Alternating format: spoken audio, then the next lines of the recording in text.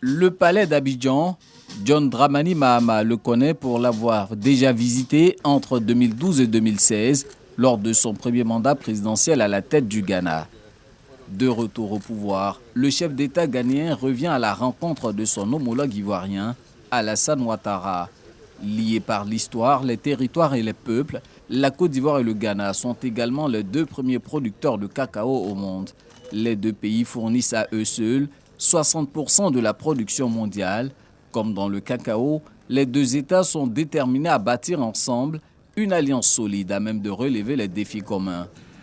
S'agissant de la coopération bilatérale, nous avons réaffirmé notre volonté commune de soutenir l'initiative Cacao Côte d'Ivoire-Ghana et de renforcer la coopération entre le Ghana et la Côte d'Ivoire dans les domaines des mines et de l'énergie, de la lutte contre l'orpaillage illégal et de la surveillance de la qualité des eaux.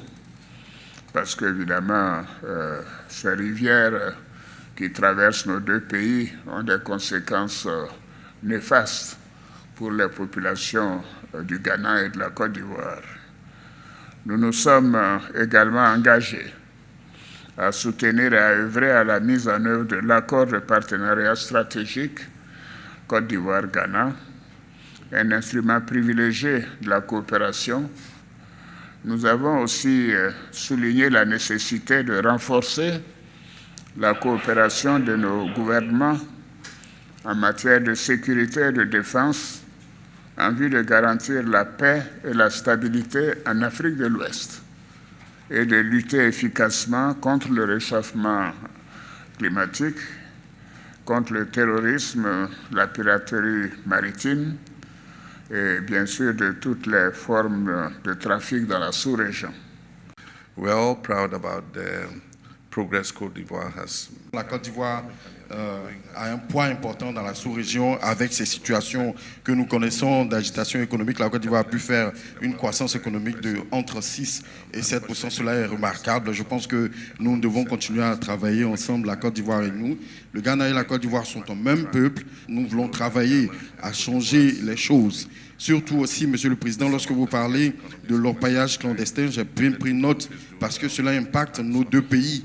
Surtout qu'au Ghana, nous avons 44 réserves de forêt qui ont été touchées et surtout aussi nos réserves d'eau qui sont impactées par l'effet de l'orpaillage clandestin. Cela impacte et produit aussi des effets du changement climatique sur nos deux pays parce que le climat en Côte d'Ivoire et le climat au Ghana sont les mêmes. Monsieur le Président, je voudrais donc aussi, à la suite de ce que je viens de dire, encourager nos relations puisque la Côte d'Ivoire et le Ghana sont impliqués dans cette zone de libre-échange qu'est la ZLECAf, dont le siège est au Ghana. Nous pensons que nous pouvons continuer à renforcer la coopération dans ce sens-là pour le bien-être de nos deux pays. Tous deux membres de la CEDEAO, Communauté économique des États d'Afrique de l'Ouest, la Côte d'Ivoire et le Ghana se disent préoccupés par la situation de crise que traversent certains pays de la sous-région. There's always a possibility to be able to reassure them that, ECOWAS. Il y a toujours la possibilité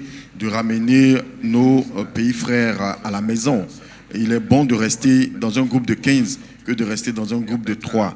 Il y a toujours des possibilités. Ce sont des pays qui comptent dans la sous-région et la sous-région a une importance pour ces pays-là dans la mesure où il y a des populations de ces pays qui sont en Côte d'Ivoire. Il y a aussi des populations de ces pays-là qui souffrent sur les lignes de frontières et je pense qu'il y a toujours des choses à faire parce qu'il y a un intérêt économique à gagner dans la CEDEAO. Comme je l'ai dit, il est toujours bon de rester dans un groupe de 15 plutôt que de rester dans un groupe de 3. Nous avons noté la nécessité d'apporter une assistance à ces pays frères pour leur permettre de faire face aux besoins humanitaires et sécuritaires. Nous vous faisons confiance, Monsieur le Président, pour qu'à l'occasion de vos entretiens avec ces pays frères, vous puissiez les convaincre de rester dans la CEDEAO, car il y va de l'avenir des peuples de l'Afrique de l'Ouest. Dénommé Initiative Cacao Côte d'Ivoire-Ghana, l'accord de partenariat stratégique qu'entretiennent les deux nations existe depuis 2018. Il vise à améliorer les revenus des paysans et à contribuer à la production d'un cacao durable.